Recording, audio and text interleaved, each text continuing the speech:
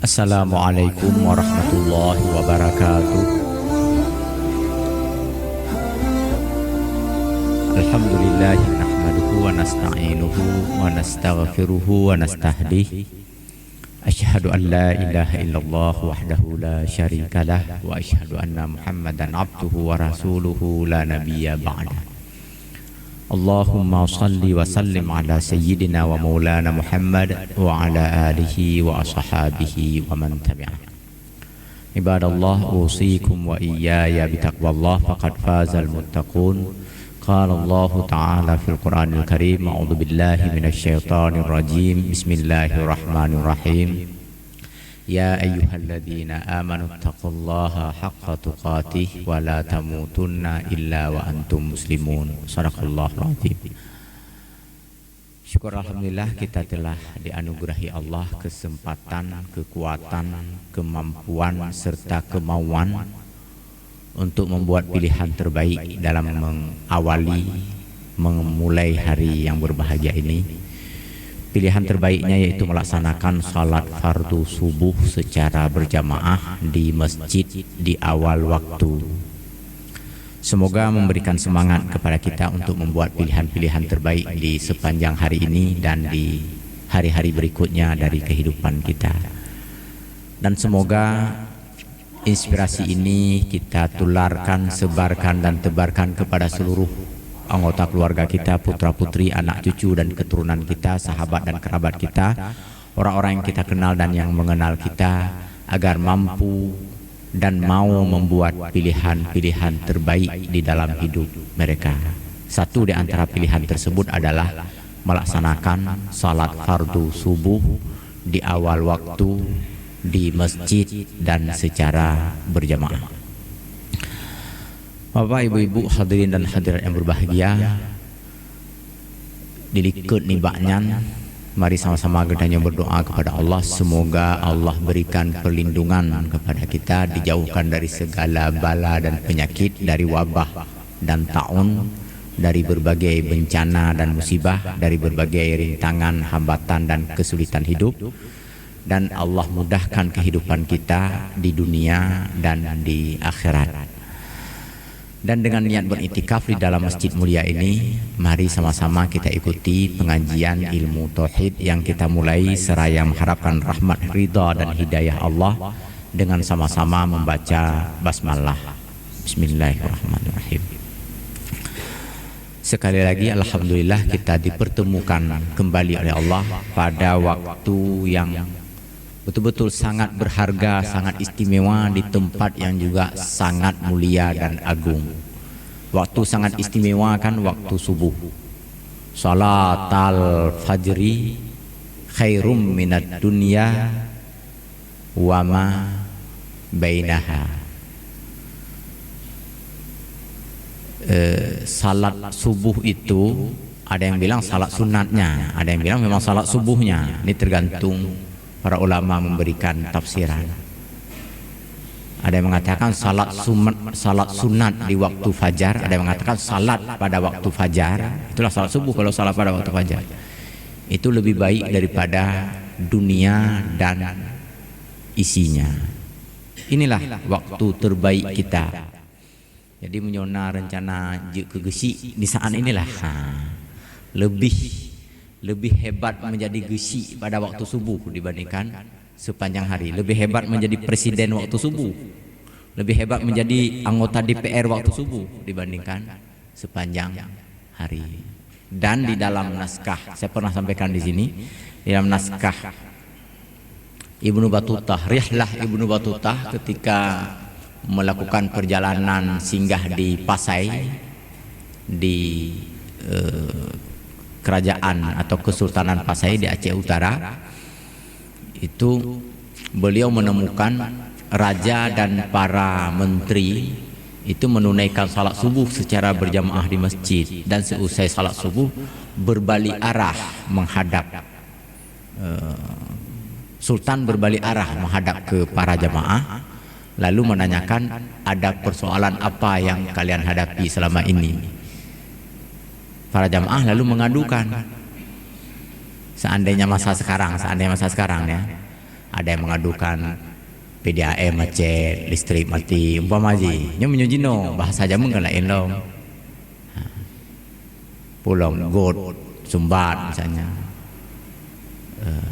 Ada yang mengadukan itu, lalu Sultan mempersilahkan para menterinya untuk menanggapi, merespon, menjawab, memberikan solusi terhadap pengaduan-pengaduan itu. Di saat apa dilakukan itu? Di waktu subuh. Setelah menunaikan salat subuh. Pikiran kita galau menjawab pada saat subuh. Galau tinggal yang mar'ah, galau tinggal proyek, galau tinggal padumfi, Hanafi. Waktu subuh itu belum ada teringat yang lain-lain, mendenglih pikiran kita. Apa ibu berbahagia? Itu kira-kira gambarannya. Betapa saat-saat ini atau waktu seperti ini adalah salah satu waktu yang terbaik untuk kita. Alhamdulillah kita dipertemukan oleh Allah pada waktu yang seperti ini. Kemudian kita posisi pembelajaran atau kajian ilmu tauhid ini sudah mulai membahas Al-Asmaul Husna dalam rangka mengenal Allah Subhanahu wa taala. Mengenal Allah begitu penting dan begitu besar pengaruhnya dalam kehidupan. Ketika seseorang tidak mengenal Allah dengan pengenalan yang baik, maka dia akan memiliki sangkaan dan dugaan yang tidak sepenuhnya baik terhadap Allah Subhanahu wa taala. Dan itu tentu sangat merugikan. Bersangka buruk terhadap teman sesama manusia saja itu berdampak buruk bagi kita, apalagi bersangka buruk terhadap Allah Subhanahu wa taala. Artinya jangan ada salah sangka antara kita. Oh, itu lain lagi ya. Jangan salah sangka terhadap Allah Subhanahu wa taala. Itu tujuan mempelajari atau memahami Al-Asmaul Husna. Tetapi sebelum sampai ke situ, saya kembali mengingatkan diri saya dan kita semua bahwa sebulan lebih yang lalu, sebulan setengah yang lalu, kita kan sudah mencapai derajat takwa dengan berbekal ibadah puasa kita yang kita laksanakan atas dasar keimanan. Allah memanggil orang-orang beriman, artinya kita, untuk memerintahkan melaksanakan ibadah puasa, dan kita orang beriman sudah terpanggil dan sudah kita laksanakan. La'allakum tattaqun, setelah orang beriman dipanggil lalu disuruh melaksanakan ibadah puasa, Allah berikan anugerah atau berikan balasan, yaitu menjadi orang-orang yang bertakwa. Itu pun alhamdulillah dan mudah-mudahan sudah kita peroleh. Jadi kita orang beriman sudah dipanggil. Setelah dipanggil disuruh puasa, kita sudah berpuasa. Dan yang terakhir sudah kita tunaikan puasa. Kita sudah menjadi orang-orang yang bertakwa.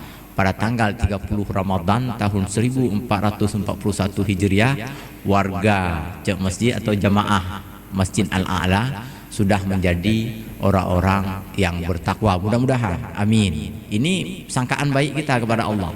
Allah sudah berikan untuk kita. Nah, takwa ini kita pertahankanlah. Bulan Syawal kemarin 1 bulan kita berusaha untuk mempertahankannya. Ini bulan Dzulqa'dah sudah sampai setengah bulan kita berusaha untuk mempertahankannya. Dan masih ada 10,5 bulan lagi ke depan. Harus sanggup kita pertahankan. Jangan sampai hilang ketakwaan itu. Lalu bagaimana indikatornya? Jadi kalau udah bicara dengan bahasa orang sekarang kan perlu indikator, perlu alat ukur. Sudahkah kita menjadi orang bertakwa setelah mendidik diri di sepanjang bulan Ramadan yang lalu dan sudah berupaya mempertahankannya sepanjang 1,5 bulan terakhir ini? Dalam surah Al-Baqarah, surah kedua, Ayat kedua, Allah menyebutkan ungkapan pertama orang-orang bertakwa dari segi urutan mushaf yang ada sekarang. Dari segi urutan ayat-ayat Al-Quran yang ada sekarang, pertama sekali disebut orang bertakwa oleh Allah ada pada ayat kedua surah kedua, Al-Muttaqin, Hudan lil Muttaqin, diawali oleh ungkapan sebelumnya. Ayat pertama Alif Lam Mim, kemudian ayat kedua Dzalikal kitabu la raiba fihi hudal lil muttaqin. Alif Lam Mim artinya itu Allah yang maha tahu maksudnya. Dzalikal kitabu la raiba fihi hudal lil muttaqin artinya kitab ini. Di situ digunakan ungkapan zalika. Kalau kita lihat bahasa Arab kan artinya itu, padahal maksudnya ini. Kenapa ini dikatakan dengan itu? Dalam bahasa Arab ada gayanya, ada gaya bahasa tersendiri untuk menunjukkan keagungan dan keistimewaan ungkapan. Seharusnya menggunakan ini, digunakan itu. Tujuannya adalah untuk mengagungkan objek pembicaraan tersebut. Jadi Al-Quran ini adalah kitab yang tidak ada keraguan di dalamnya, menjadi petunjuk bagi orang-orang yang bertakwa. Sudah disebutkan, kita sudah disebutkan dalam Al-Quran, hebat kali kita nih kan. Artinya Allah Subhanahu wa Ta'ala memuliakan kita dengan menyebutkan kita di dalam kitab suci yang mulia itu. Kenapa Allah sebutkan kita? Karena kita mulia. Kenapa kita mulia? Karena kita sudah menjadi orang yang bertakwa. Dalam surah Al-Hujurat nanti ayat 13 itu Allah sebutkan dengan sangat tegas, inna akramakum indallahi atqakum. Sesungguhnya yang paling mulia di antara kalian di sisi Allah adalah orang yang paling bertakwa. Yang paling mulia itu yang paling bertakwa. Berarti mulia itu takwa. Tanpa takwa maka tidak ada kemuliaan. Semakin bertakwa semakin mulialah seseorang. Jadi orang bertakwa itu orang yang mulia. Makanya disebutkan di dalam kitab sucinya pada awal-awal Al-Quran ayat kedua surah kedua. Dan untuk orang mulia diberikan modal dan pegangan pedoman hidup. Apa itu kitab suci yang mulia itu? Coba bayangkan. Udah berulang-ulang kan dihubungkan antara kitab suci yang mulia dengan orang yang bertakwa. Nah, sekarang kita sudah memahami bahwa Al-Quran yang kita baca itu, Al-Quran yang ada di tengah-tengah kita itu, yang terdiri atas 114 surah, 30 juzuk, 6.236 ayat, itu kitab suci yang menjadi panduan, yang menjadi pedoman bagi orang-orang yang bertakwa. Kenapa ada orang nggak mau mempedomani kitab suci tersebut?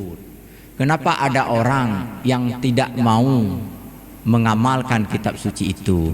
Kenapa ada orang yang seperti alergi dia, seperti antipati dia kalau kita sudah berbicara tentang sesuatu berdasarkan ajaran Al-Quran? Ini misal aja, nggak usah disangka-sangka, nggak usah dipikir-pikir kemana-mana, cuma misal aja ini. Misal, kita sebutlah beberapa istilah dalam Al-Quran. Kita sebut misalnya khilafah, kita sebut terorisnya. Kenapa bisa begitu antipati dia dengan istilah yang kita ambil dari ajaran Al-Quran? Tapi jangan sebut poligami ya Pak. Lain untuk ceritanya. Kita sebut khilafah di tengah masyarakat. Itu kalau ada diskusi seperti Indonesian Liar Club yang karukan li. Yang kata sebut, kalau udah kita sebut khilafah itu langsung. Ada profesor di Semarang itu diturunkan jabatan dari guru besarnya. karena menyebutkan khilafah. Coba bayangkan. Anti betul dengan istilah yang terdapat dalam Al-Quran. Kenapa? Karena Al-Quran belum menjadi pedoman bagi orang-orang seperti itu. Nah, itu aja persoalannya. Ini bukan untuk itulah, bukan untuk menimbulkan kegalauan, kegelisahan, kekacauan di dalam masyarakat, bukan.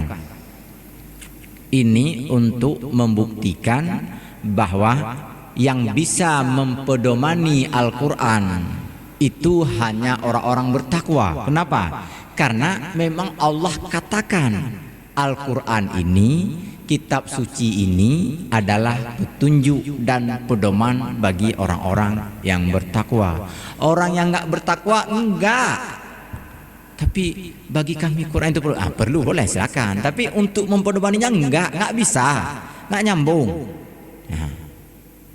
Nyambung. Yang nyambung dengan Al-Quran sebagai pedoman, sebagai kitab suci hanya orang-orang yang bertakwa. Itulah kita tadi sudah beriman, melaksanakan ibadah puasa, lalu kemudian Allah angkat kita bukan karena capaian kita itu, bukan karena kesuksesan kita, bukan karena cara ngedayong, bukan karena hebat kita yang saya ngaji ke ulun, karena anugerah Allah. Allah bi kepada getanyo takwa, karena getanyo na tatim pubut ibadah puasa dan tatim memperkuat iman getanyo. Baik. Al-Quran adalah pedoman bagi orang yang bertakwa. Orang yang tak bertakwa boleh enggak mempedomani Al-Quran? Boleh. Tetapi yang menjadi kendala nanti adalah orang yang tidak beriman, orang yang tidak bertakwa akan susah menerima ajaran-ajaran, perintah dan juga larangan-larangan yang terdapat di dalam Al-Quran. Ketika di dalam Al-Quran ada perintah, misalnya hukum, perintah potong tangan misal ini, maka orang bertakwa menerima perintah ini dengan sangat terbuka hatinya. Cocok taknya menurut orang bertakwa? Memang padat potong tangan untuk pencuri, memang padat. Tapi bagi pencuri apa lagi kan? Wate ban-ban ini saya teringat lagi cerita udah lama nih. Bamban danyo kuliah SD Pak Alis. Bamban Nadina Syariat lah. Bamban Nadina Syariat di Aceh. Teman sesama S2 saya dulu di Makassar, orang Semarang telepon saya.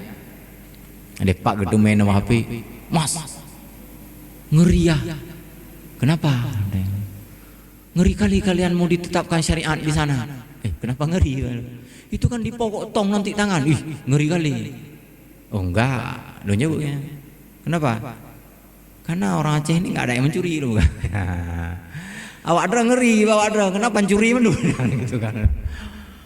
Jadi takut orang.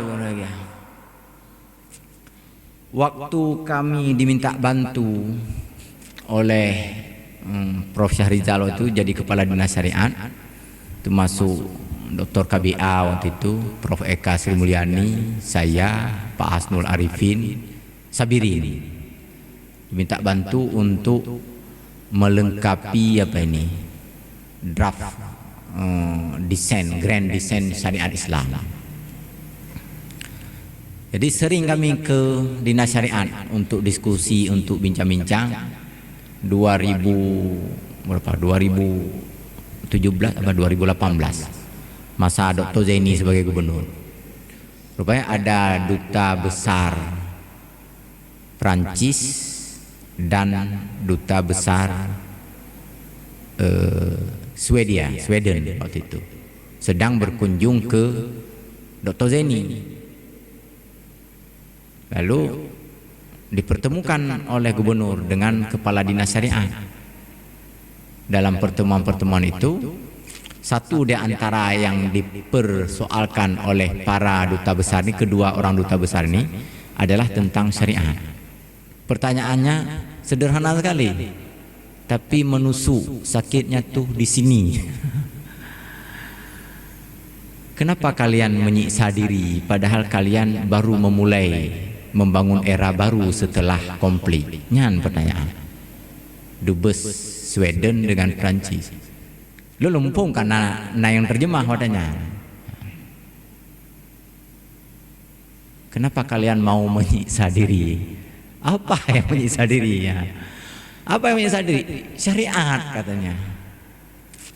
Jadi bentuk penyiksaan diri katanya, tuh ule urinang tuh ule mandum. Di sini kan panas sebenarnya kan juga. Di Aceh ini kan panas. Ngapain kalian menyiksa diri tutup kepala? Jadi Kibanci buka mandum. Buka mandum. Cuma memang dia nggak butuh jawaban waktu itu. Dan kata Prof. Rizal pun, bek tanggapi, nggak usah kita jawab. Sekarang maksudnya. Ada saatnya kita menjawabnya nanti. Yang mau saya sampaikan sekarang sebenarnya bukan peristiwanya yang penting di sini. Yang mau saya sampaikan betapa orang tak bertakwa itu menganggap ajaran yang terdapat di dalam Al-Quran itu sebagai ancaman, sebagai musuh, sebagai sesuatu yang mengerikan, sebagai sesuatu yang ditakuti, teror. Makanya beberapa hari yang lalu wakil gubernur Jawa Barat itu melaporkan pelecehan agama yang dilakukan oleh seseorang di Indonesia ini dengan mengatakan anak-anak santri itu menjadi calon teroris. Alasannya apa? Alasannya karena ada ikat kepala bertuliskan la ilaha illallah di sini. Bapak Ibu berbahagia, inilah orang tidak bertakwa begitu dia. Kalimat Al-Quran itu dianggap sebagai ancaman. Itu kan la ilaha illallah itu kan di sepanjang Al-Quran kita temukan kan? Di surah Yunus, di surah Yunus itu diulang berkali-kali kan? Di surah apa lagi? Di surah Al-Anbiya diulang berkali-kali bagaimana para nabi dan para rasul memulai dakwahnya dengan ya qaumi ibudullaha ma lakum min ilahin ghairu. Itu kan la ilaha illallah itu. Wa antaqulu alla ilaha illallah dan seterusnya. Itu kalimatnya Allah. Itu kalimat yang terdapat di dalam Al-Quran. Tetapi bagi orang yang tidak bertakwa, ini dianggap ancaman, ini dianggap sesuatu yang berbahaya, ini dianggap sesuatu yang menyiksa diri dan seterusnya dan seterusnya. Nah ini kan sudah nampak tandanya. Kita orang yang bertakwa itu akan merasakan kenyamanan, kenikmatan, ketentraman dan kebahagiaan ketika diperhadapkan dengan sesuatu yang ada dalam Al-Quran. Nah, ada cerita lain nih. Waktu awal-awal lockdown, maksudnya di Aceh belum, di Jakarta sudah mulai, karena sudah ada berita tentang orang yang terkena corona. Kemudian di beberapa tempat lain juga sudah mulai ada berita, di luar negeri sudah banyak beritanya. Kita di Aceh masih biasa-biasa saja, tetapi kita sudah mulai was-was. Media sosial, WA, Facebook, bantah buka, katanya ciknya cerita, hana lain cerita. Seandainya nanu gebuh junan Siti corona, karena corona hohong yang tak katanya. Jadi lu kuat badan, tinggal latih. Nyo kadang corona. Pergi ke tempat ruqyah, tempat bekam dan ruqyah di Lamnyong nah sekali. Bineh jalan Lamnyong ke hotel Mekah Madinah punya hotel Jutman. Belah no jalan. To timpang tak melang gugup lah. Nah Ustaz Arifuddin Fauzi dari Makassar sudah lama menjadi warga di Banda Aceh. Beliau ahli dalam membekam. Getok ngentayong jarum juk gerom dengan lagi gerom panak. Nang lino tarik darah kudo. Tentang bekam ini kan khilafiyah di antara kita. Ada yang mengatakan itu jadi obat, ada yang mengatakan itu jadi penyakit. Ini persoalan lagi ini. Terserah siapa yang percaya. Saya kuat, bukan kuat, kuat. Kuat hana mangak kok nundak badan, lonjak kena. Ini top yang tarik darah. Tinggal kuat-kuatnya. Nah, sido ada satu keluarga bawa anaknya itamong jin. Nah, kai grup nang kai lompat-lompat. Ya me kena ba ustaz yang giu rajah, giu ruqyah, giu tubik jin dalam badan di. Ya. Kakeh me kenan geruqyah lewatnya. De geruqyahnya ge baca-baca ayat Al-Qur'an.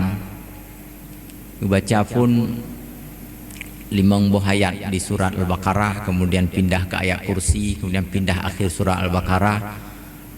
Olehnya gesambung surah-surah pendek, 3 surat terakhir dalam Al-Quran, Al-Ikhlas, hanya ngulang. Ya. Jadi nyebekam lo yang no, kamangat ke dia sore yang, padahal sakit kan, katenang, terdengarnya baca-baca ayat ruqyahnya. Di urung pungo no katenang jadi, kasengap jadi. Ya. Pakon baca ayat Al-Quran. Urung yakba yang hana tenang. Ya, yang bawa yang antar itu jangan dekat-dekat. Ini nanti mungkin ada virus corona. Jangan sentuh-sentuh, jangan pegang-pegang. Jadi di ustaznya dari jauh kan, padahal kena roi puna i neraja bahasa Aceh kan. Kena bohi, kena usah boleh. Oh, itu jangan ustaz. Jadi yang bawa yang hana tenang. Jadi bagaimana juga saya dari jauh aja, dari jauh pun yang urung sakitnya kamu mulai tenang-tenang aja, tapi pulih lah naci, urung pungo boleh nak pulih kan. Jadi kata tenang-tenang macam lah. Cuma yang jadi persoalan dan kendala warnanya, yang banyak, deh ayah aja lekor, nana dupu, nana tujuh tanjong juga adanya. Hati-hati tu, jangan dekat-dekat kali. Ini orang sudah mulai corona, jangan sampai nanti di sini ada penyakit corona. Tu nggak pakai masker lagi, kakaru yang jedro. Jadi sekali lagi Bapak Ibu berbahagia, kenapa bisa seperti ini? Ini karena tidak penuh rasa percayanya ini. Kalau kita orang bertakwa, kita memiliki kepercayaan yang penuh terhadap kitab suci Al-Quran. Kalau orang berobat percaya penuh kepada yang mengobati, maka nggak ada pertanyaan, nggak ada persoalan apa-apa. Ini di sini kita menjadi kita ambil perbandingan bahwa ketika dia tidak percaya kepada orang yang mengobati, maka dia akan mengalami kesulitan-kesulitan tersendiri. Nah, Al-Quran itu juga mengobati umat manusia. Ketika tidak percaya atau kurang percaya, kurang yakin, misalnya ajaran Al-Quran ini menjadi solusi bagi semua persoalan kita, maka kita sendiri yang susah dan gelisah. Nah, itu sebenarnya bukan merugikan syariat, bukan merugikan Allah. Jangan dikiranya hana dah pubuk sana bahinan di nasional tidak. Enggak, bahinan gubernur, bahinan ulama, bahinan deku-deku buhe gitu doa. Dah pubuk sana. Bukan. Sekali lagi, selain dari yang pertama tadi ada terhindar, ada sebahagian orang yang menganggap syariat sebagai ancaman seperti dubes tadi, menganggap Al-Quran sebagai bahaya. Ada juga orang yang menganggap atau tidak begitu yakin dengan kebenaran Al-Quran. Yang ini banyak di tengah-tengah masyarakat. Muncul keraguan-raguan ketika pembahasan hukum jinayah di Aceh, itu kan muncul keraguan. Bahkan ada yang tidak mau tanda tangan terhadap kanun jinayah itu. Ini agak banyak. Kalau orang Aceh atau orang Islam yang anti kepada ajaran Al-Quran, yang menganggap ajaran Al-Quran sebagai musuh, ini hampir tidak ada, kecuali yang si Mayar Kumbang yang menong, yang berkali Ustaz Khalis. Tetapi yang ragu-ragu ini banyak, dan yang ragu-ragu ini juga berpotensi merugikan diri dia dan merugikan semua. Maka ayat selanjutnya setelah hudalil muttaqin itu langsung diiringi dengan ungkapan alladzina yu'minuna bil ghaibi. Apa maksudnya itu? Maksudnya orang bertakwa itu adalah orang yang beriman kepada yang gaib. Apa arti yang gaib di sini? Di dalam tafsir Jalalain, yang gaib itu Allah wa yaumul akhir wal yaumul akhir. Yang dimaksud dengan yang gaib di sini adalah Allah dan hari akhirat. Wal jannah wan nar wa ghairiha, kata pengarang kitab. Yang dimaksud dengan yang gaib di sini adalah Allah, hari akhirat, surga, neraka dan sebagainya. Orang bertakwa itu adalah orang yang beriman kepada yang gaib. Al-Quran bagi dia menjadi pedoman dan enggak perlu minta bukti bahwa ajaran Al-Quran itu benar-benar ajaran yang unggul. Enggak perlu lagi minta bukti. Orang bertakwa enggak perlu, walaupun dalam kajian-kajian keilmuan itu tetap diberikan penjelasan dan analisis untuk membuktikan bahwa ajaran Al-Quran adalah ajaran yang unggul. Tetapi orang berimani mengimani Al-Quran bukan karena ada penjelasan tentang keunggulan Al-Quran itu. Tanpa penjelasan itu pun dia tetap yakin bahwa Al-Quran itu adalah pedoman. Kenapa? Karena dia menyandarkan diri, menisbahkan diri kepada yang gaib. Oleh karenanya seluruh perbuatan yang ia lakukan itu dia bukan untuk pembuktian dalam kehidupan, bukan untuk pembuktian pada warga dan masyarakat. Dia bersedia menyumbang, dia mau beribadah, dia mau melakukan kebajikan-kebajikan, bukan supaya diekspos, dipublis, diketahui, dicatat namanya, atau difoto, di selfie dan sebagainya, bukan. Tetapi untuk apa juga?